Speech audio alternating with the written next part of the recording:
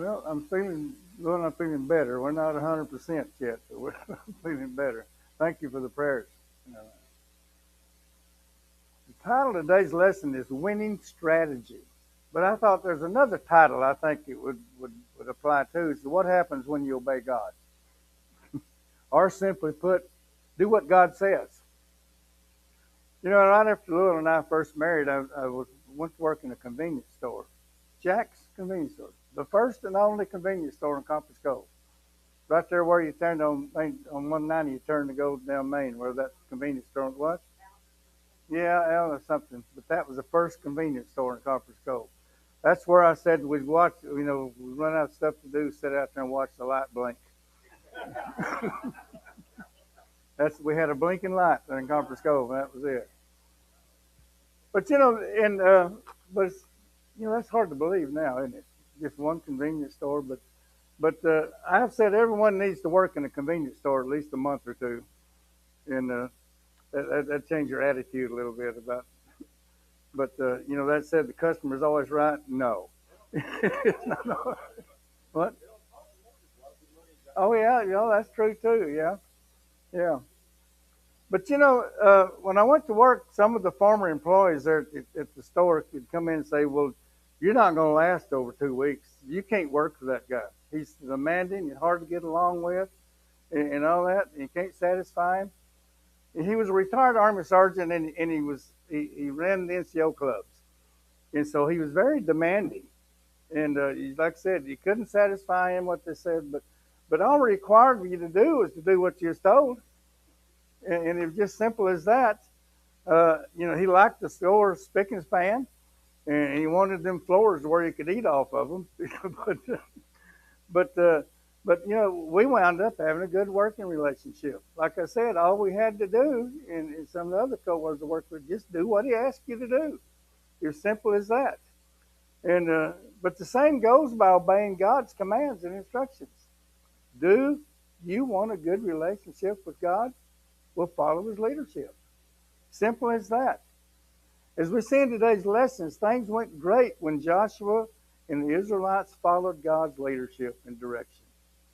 Now, before we get into our lesson text, I'd like to back up to Joshua 5:13 because I think it's significant in today's lesson. Joshua 5:13, 15. Butch, can you read that? My voice is going to try to quit. Joshua 5:13 through 15. Okay.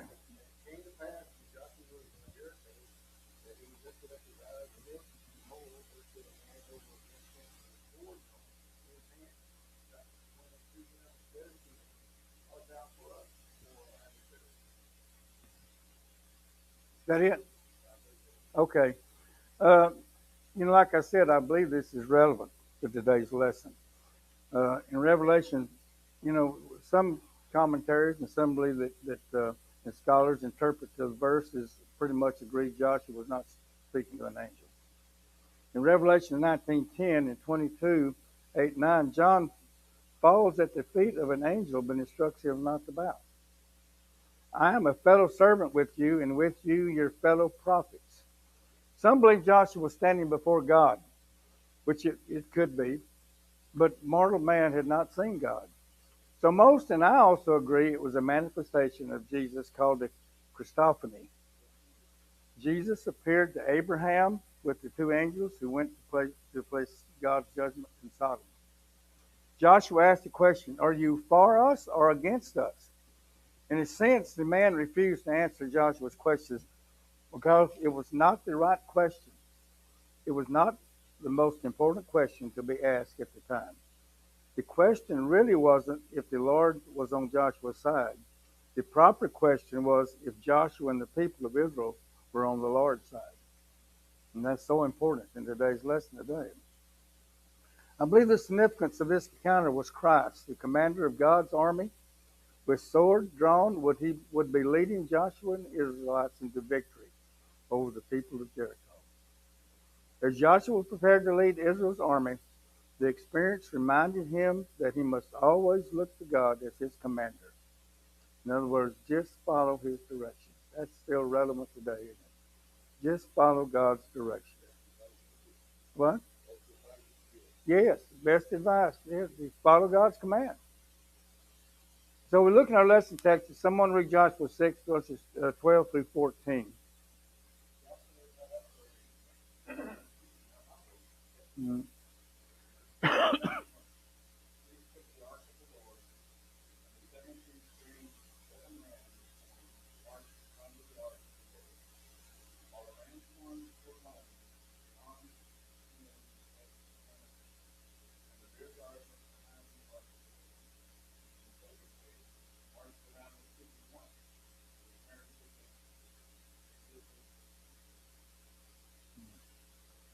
Probably someone probably just have a thought, why are we doing this? That seems silly. What? Yeah. Don't we have the same question sometimes? Why are we doing this? That doesn't make sense. But in the first 11 verses of chapter 6, we see Jericho was tightly shut, or one of the most fortified cities in Canaan. Some say it was more of a fortress and not a large city. Said it encompassed about 7 acres in area. Excuse me. God told Joshua, I have given you the city with its king and valiant warriors. You and the men of war are to march around the city for 6 days.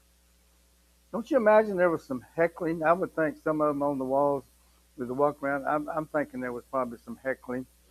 And yeah, look at them. They think they're going to get to us. I mean, there's no way. And maybe even throwing rocks and stuff at them. I don't know. May have been. But but then on the seventh day, this march around 7 times, 7 priests, 7 trumpets of ram's horns. In verse 9, God laid out the order of the marching. For 6 days, the army, the priests, and the ark were to march around the walls 1 time. But on the seventh day, they were to march around the walls 7 times. The priests blow the horns, and the army shout. God's plan to capture Jericho was simple, but yet unorthodox. I'm sure there was some questioning and some doubting. This doesn't make a lick of sense. Well, remember when was it Nahum, the captain that went, said, well, that's ridiculous. We got us jabbed up 7 times in the water. Well, that's the old dirty Jordan River. We got cleaner rivers where I came from. Yeah, but what is this? His servant said, "Don't knock it if you hadn't tried it." In other words, do it. But the army would march around the city walls once a day for 6 days. On the seventh day, they would circle the city 7 times, blow the trumpets, shout loudly, and watch God bring the wall down. To carry out the Lord's instructions, Joshua got up early the next morning. There are other references to rising early in the Bible. Abraham rose early to obey God's instructions to sacrifice Isaac. Jacob rose early to set a stone to mark his encounter with God at Bethel. And the Lord commanded Moses to approach Pharaoh early in the morning with a demand to let his people go. The ark of the Lord held a prominent position as the group circled the city. The ark of the covenant symbolized the Lord's presence with the Israelites. The ark contained the tablets inscribed with the 10 Commandments, a jar containing manna, and Aaron's staff that budded. Verses 12 to 13 describe day 1 of the assault. Early in the morning, 7 priests carrying 7 ram's horns led the way, followed by the ark of the Lord. Just like the significance of the 12 representatives of the 12 tribes choosing 12 stones. We now see 7 priests following a prescribed 7-day ritual. The priests marched in front of the ark. Why were the priests stationed first? One of the questions. So the people could see this event as an act of their God. As the priests marched, they blew the ram's horn. While the ram's horns were blown, some of Israel's armed men went in front of the ark, and priests, while a rear guard, followed behind the ark. Precision, order, and repetition characterized the ceremonial battle of Troy. I imagine some of y'all that spent time in the military, sometimes y'all may have questioned, why are we formed this way? Yeah. because one thing, because we say so. But there's a reason. There's a reason for that. When you're in the military, you march in a certain way. Now I've heard, and I don't know if there's any truth to this or not. I've just heard maybe rumors or talk. When they marched across a bridge, you had to break cadence. They said the rhythm of the bridge could make it collapse. Yeah, yeah, yeah. I don't know if that's true or not, but I've heard that. Yeah, I've even heard a cat walking across a bridge can make it collapse too.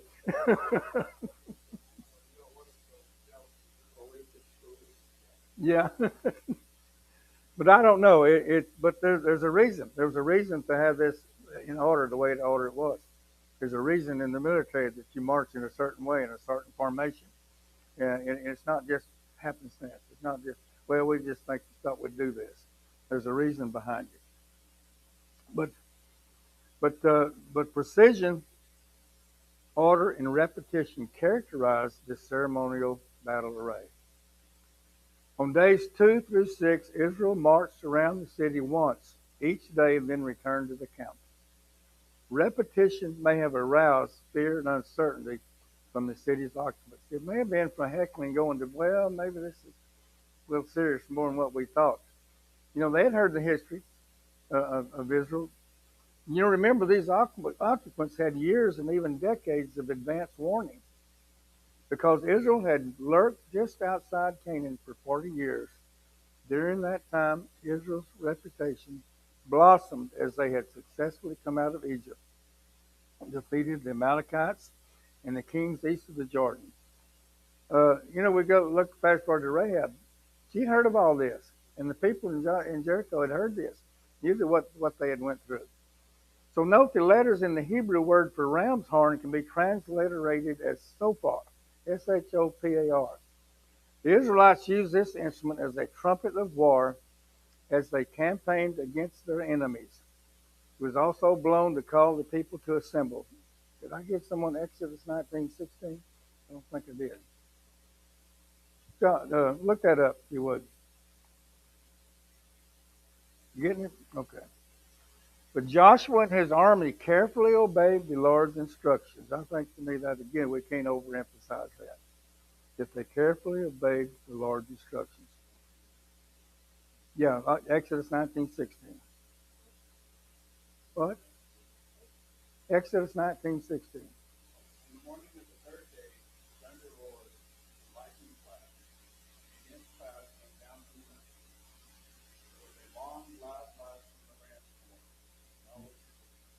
Okay, the lamb. Again, that's referenced there. I mentioned the lamb's horn. Joshua and his army carefully obeyed, like I said, the Lord's instructions. Strange as those instructions might have seemed, the Israelites' faithfulness to obey this unusual strategy reminds us that we need to obey God's directions, even when it don't always make sense to us. And like I said, we probably all in certain situations in our life, you know, that through Scripture, God has given us, and really doesn't. Gosh, that doesn't make sense. Why would He want me to do that? Why, we ask sometimes. And even though it doesn't always make sense, we're to follow His directions. Sometimes our parents are giving us instructions and directions. Well, it didn't make sense. Why? Why do I have to do that? Well, one thing they say, don't tell your kids because I said so. Well, I don't agree with that. I've always just said that's because I said so. But it is, you know, of course, my kids would ask me a question. They said, give me the short version. And they didn't want the long version. But it is, and sometimes, and we too, in our life, at times that seems ridiculous, the instructions that we may have had, but we're to follow them. Sometimes it doesn't hurt to ask, uh, but we're here with God, the directions He gave them, we're to follow them without question. So I'm going to read now verses 15 through 19.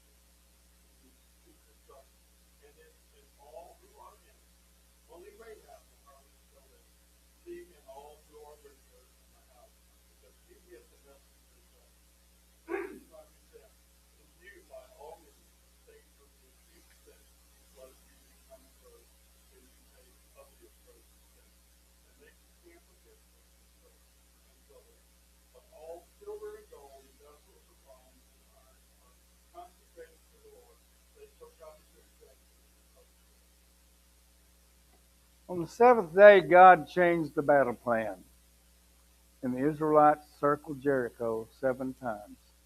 Again, 7 signifies completeness, just like the significance of the 12 representatives from the 12 tribes choosing 12 stones. We now see 7 priests following a prescribed 7-day ritual. Israel's attack on Jericho occurred during the spring, and although the city appeared unconquerable, it was no match for the Lord's power. We see the evidence of the Lord's power when He covered the earth with water, when He destroyed Sodom and Gomorrah, when He parted the Red Sea, and most recently the Jordan River. And we can just go on and speak of even the Old and the New Testament, the experience of God's power. When He parted the Red Sea and most recently the Jordan River, we could go on and on, like I said. But in obedience to the Lord's command, Joshua commanded the troops to shout when the priest blew the ram's horn. Joshua 6:4-5.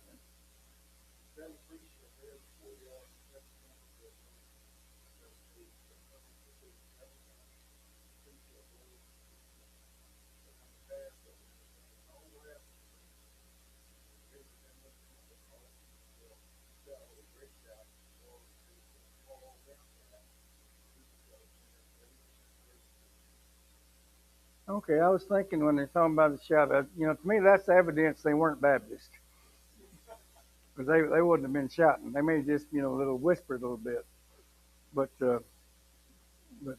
I've shared before. There used to be when I was a kid, Miss Swift was her name, and when Daddy's leading the singing, I forget the song he would lead, but when he saw her coming in, he would change to that song, and she would shout, and but. But I still remember hearing her shout. But like I said, these probably weren't Baptists because they wasn't going to be shouting. And like what? Probably weren't Baptists.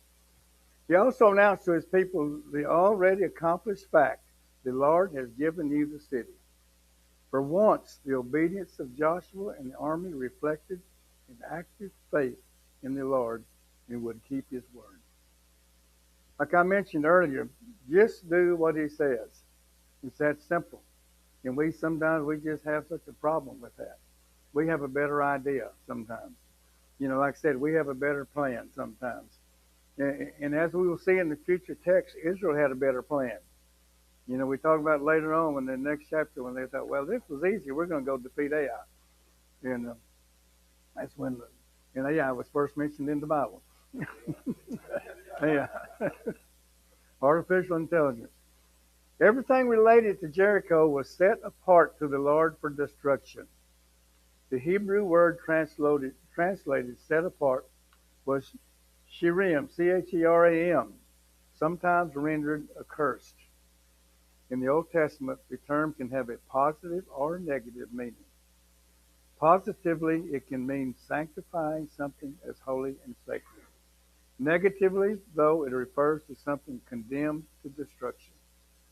The Lord ordered the destruction of that which was banned to discourage Israel from following in the idolatrous footsteps of the pagan Canaanites. In the latter part of verse 17 refers to one exception to the ban.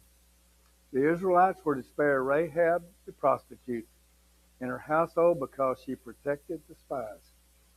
I can just see it.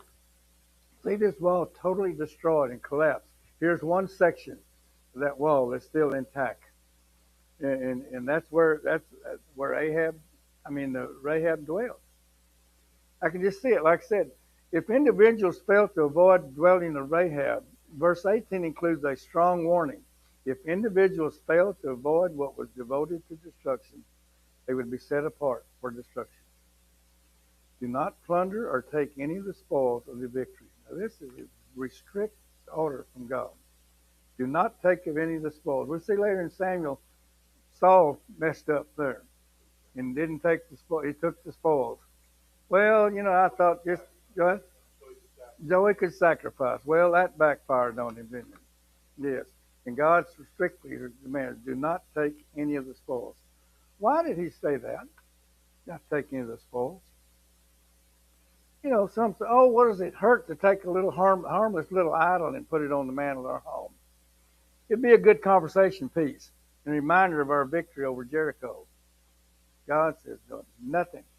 And some of them did later on. They took little idols and they brought them into their home, and that was a problem. Yes, yes, right. Rose. Mm-hmm. Yes.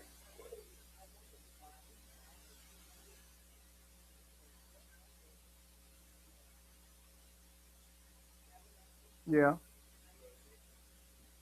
Well, and we'll get to that, but yeah, enough. Yeah. And I don't know what that was. That would have been, like I said, it would have been they didn't have the just the tabernacle, and that was, I'm getting a little ahead, but that was brought into there, all the gold and silver and all the other. Yeah. Hmm. Yeah.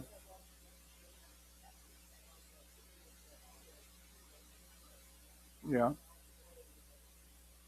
Yeah. Well, and I think it was used. We don't know later on that it was. I think it was controlled by the priests. Controlled by the priests. They had a treasury, and and and getting what king was it when told Hezekiah that from Babylon, come here, look at all our gold, all our good stuff. Yeah, Hezekiah. Yeah, yeah. That got him in trouble too. Yeah, he showed them everything. Yeah, yeah. Mhm. Yes. Yes. Mhm.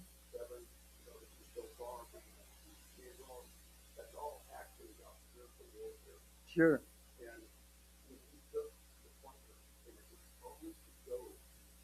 Mhm.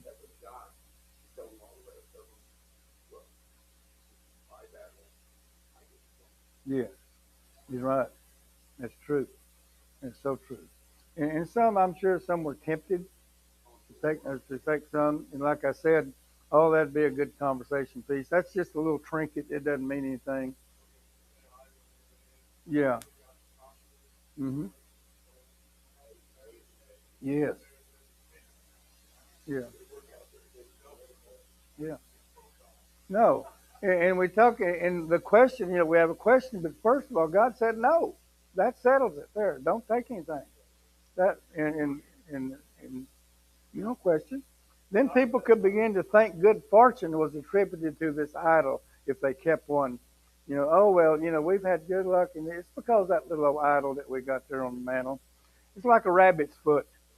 You remember when rabbit's foot was popular? They carried them on their keychains, or maybe what was it, Christopher? That Christopher they put on the dash of their car that protected them, uh, but it's just all well baloney. So I can think of yeah, yeah, and and like I said, I remember probably people had the little rabbit's foot. Some of them carry them on their belt loop or on their keychain and brought them all this good luck. Oh yeah, I probably did too. Mhm. Yeah. Yes. Yes. That's true. But but and people would begin to think, like I said, good fortune came to that little idol that they kept, or this rabbit's foot they're wearing. But their rebellion also would endanger the entire camp of Israel. One person it would endanger the whole camp of Israel.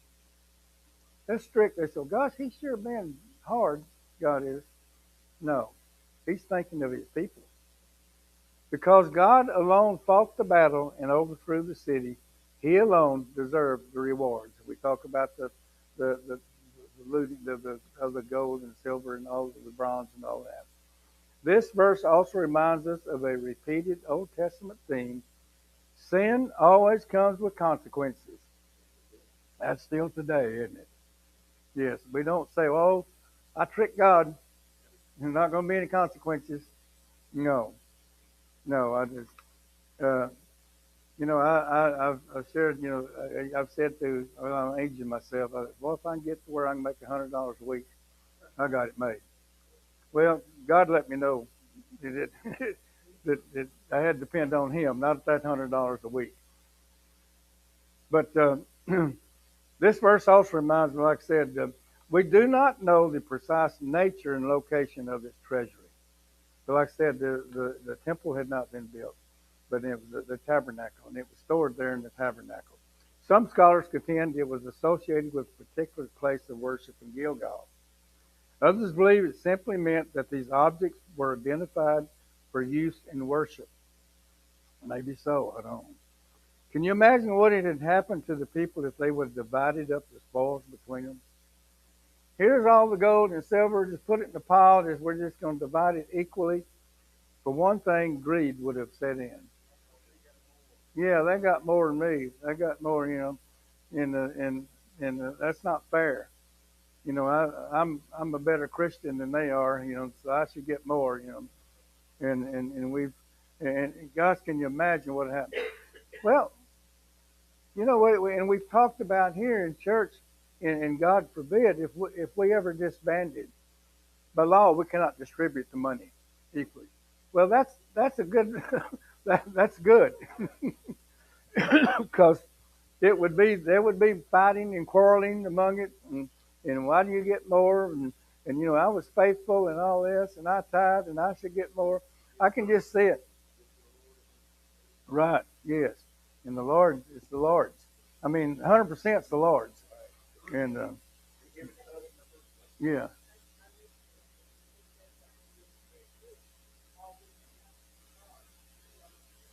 sure, yes. And to me, that's a lesson there to the Israelites.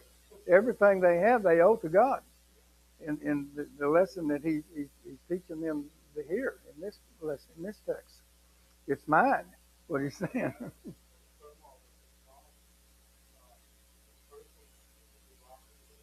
Yeah, yeah. And I've heard a saying, and probably it would apply back then too. I've heard someone say several years ago, we can take all the money in the United States, put it all together, distribute it to everyone equally. In 10 years, the rich will be rich again and the poor will be poor again. And it probably been the same thing here if it had been equally distributed. Had to grab new cars and all this and so forth. But God knew what he was doing. That's the thing. And follow his instructions. Someone read now verses 20 through 21.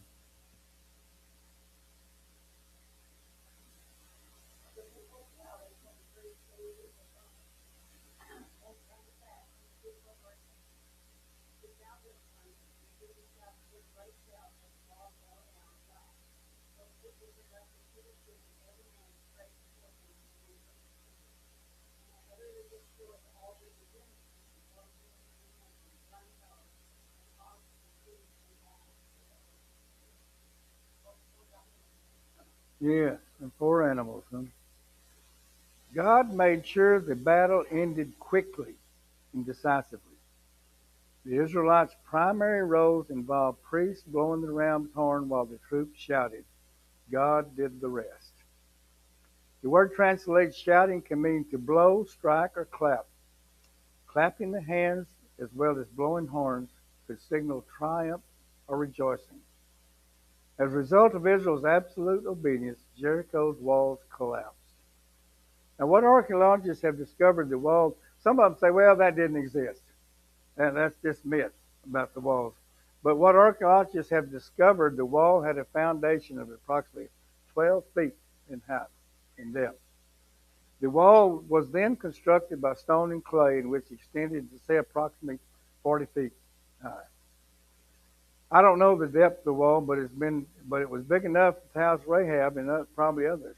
Now I've heard some walls they were wide enough that 2 chariots could go abreast around the wall.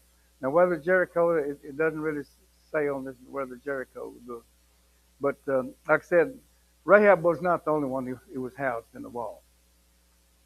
Some even question, like I said, was there ever a wall as written in Joshua? But like I said, the archaeologists have later verified such a wall existed. I think you've said that they've discovered some of the foundations uh, in the yeah, yeah, yeah, right, yeah. But yeah, but they've finally come to the conclusion that the wall did exist. Uh, and some say, well, it never did. That's just yeah. But after the walls fell, the Israelites advanced into the city and conquered Jericho. The words here again emphasize the power of total obedience. God's people completely destroyed everything in the city. This included every person except Rahab and her family and every animal. The word pairs every man and woman, both young and old, along with the listing of specific animals, every ox, sheep, and donkey, conducting the full and absolute destruction of God's enemies. Wipe it totally out. If you wipe it out, you don't have the temptation. Some would question, why would God command the destruction of innocent children when he is a loving and forgiving God? There's several arguments as to why God commanded the destruction of women and children. And some of them, I'll just share a couple of them. Some historians note that total destruction was a common literary device used in the ancient Near Eastern wars accounts used to describe overwhelming military victories, even when they did not literally annihilate every man, woman, and child. I don't go with that. They said, even that they didn't necessarily annihilate every man, woman, and child. Some scholars argue that the language in Joshua may be a standard war rhetoric of time rather than a literal historical report of systematic genocide. That's right. The core theme in the narrative is the concern that if the Israelites intermingled with or allowed the inhabitants of the land to remain, they would be corrupted by idolatry. That's why God said, wipe it out. The goal was to establish a nation centered exclusively on worship of God, Yahweh, which the writers viewed as a moral surgery to protect the integrity of the future nation. Finally, as creator, God holds the authority to command the life and death of his creatures. In other words, he holds the authority to command life or death of creatures.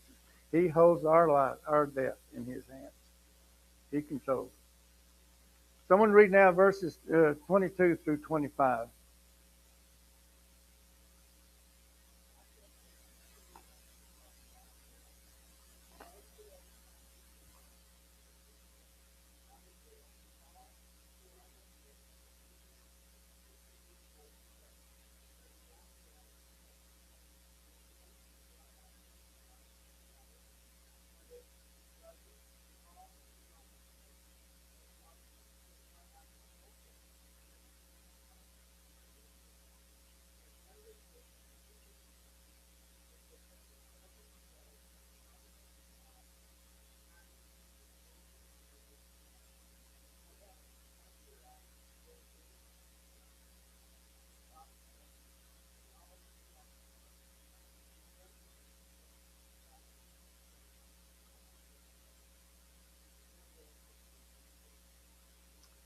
Joshua kept the promise made to Rahab.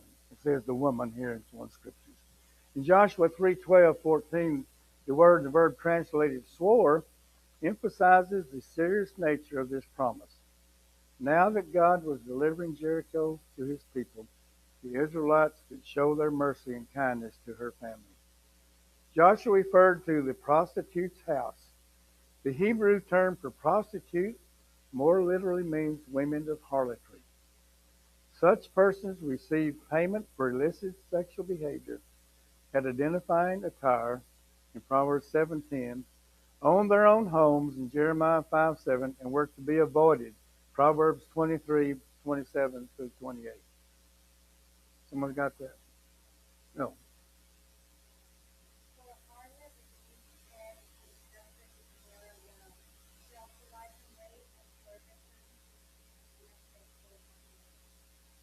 See, this was really against all what God commanded. You're supposed to avoid her, avoid these women like that. But yet here, she's to be cared for and saved. Apparently, God has somehow miraculously protected the portion of the wall. We talked about that earlier, where Rahab lived. Here's this wall, all of it, all the way around the city collapsed. Here's one portion still standing and intact. The two young men who had spied out the land and made the promise to Rahab obeyed Joshua's command.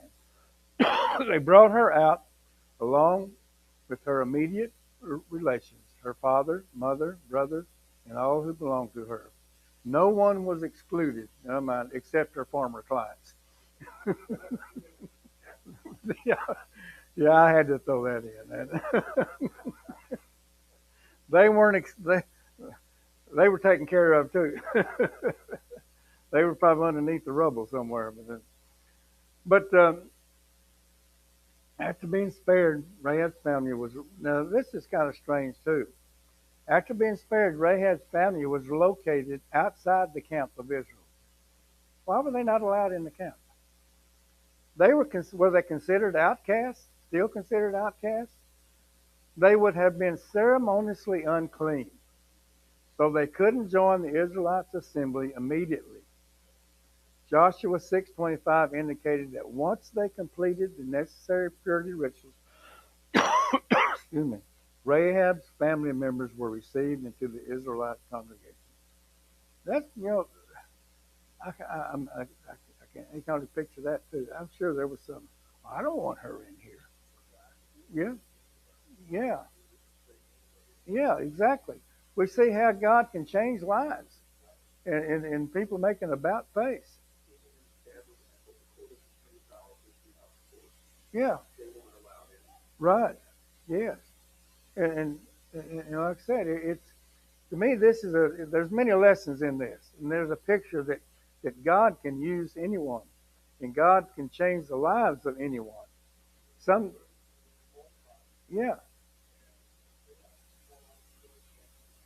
sure, yeah, and like I said, and look at the lives that have been changed in Scripture. Look at the lives we know of today that have been changed, and and we maybe we knew someone grow up, and boy, they were pretty bad, and then still, yeah, what He did for each of us, He changed all that.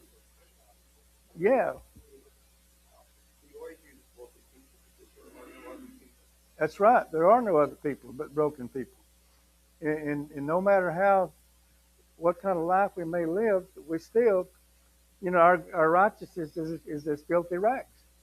We have people that could live a good life, a moral life and everything, but unless they know the Lord, their life needs changing too. Or the one that just lived in the pits of hell, you might say. And it's the same way that we come to Christ. There's no different way. But like I said, she became part of the Lord's chosen nation in the lineage of Christ. We know that she was David's great grandmother. I think great grandmother, David's Rahab, but she's listed in the genealogy. Uh, huh? Yeah, right. So we see God. It's some people. We used to be big in archaeology. I mean, ancestry. There's some of them said, I don't want to know about them. Yeah, and yeah, like I said, boy, we had some black sheep in the family, and my granddaddy he was, I don't know if he was actually kicked out of the church there at Kipner because he played baseball on Sunday.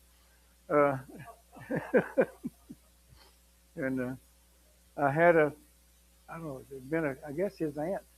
She was uh, well, not ostracized, but got on to because of something she said. And she's supposed to apologize, and she said, "I don't need to apologize."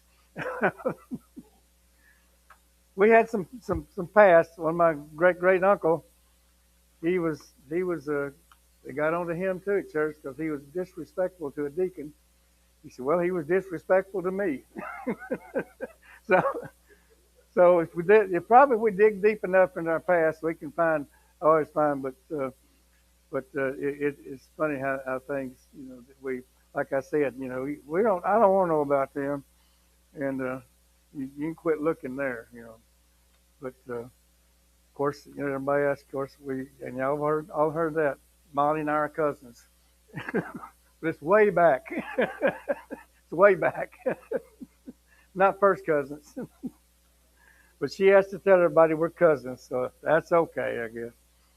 But anyway, where were we? But the Israelites literally burned Jericho.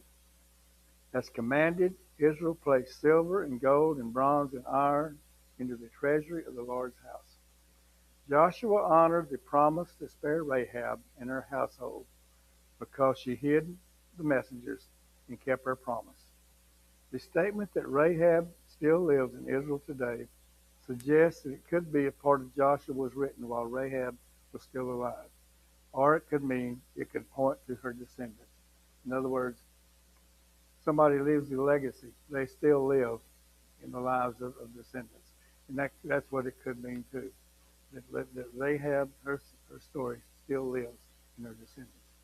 Got a few minutes. Any comments?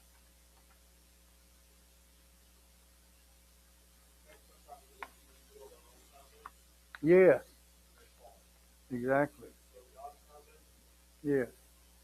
Mm-hmm.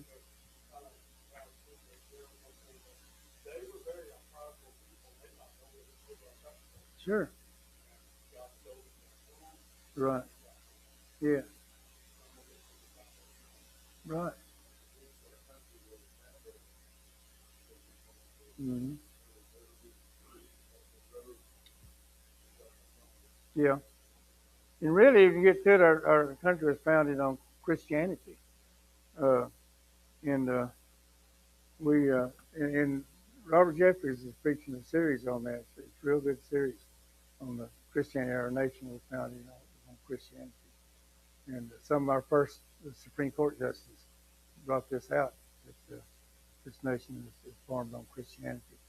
And it's where we've gone. I don't know where we've wound up. Uh, but I did hear him say, and it said, of course, you can lose your uh, status as a tax exempt if you preach if you from the pulpit. He said, I don't know of any pastor or any church that's lost their status because of preaching that. They're, they could, yeah. It's like the former mayor of Houston wanting the outline of all the preacher's sermons. She messed up there by saying that. Yeah, I want to approve them. Yeah, that backfired on her. Everybody over the country sent her Bibles. But yeah, right. You need to be careful what you say. And like I said, the lesson, just do what God says. Obedience. Yeah, it's obedience. Hmm. And it's a lesson really to us to be obedient. Yeah, yeah. Got boss had at convenience store. Just do what he asks. Simple as that. And, any other comments? Not less, would you dismiss this, please?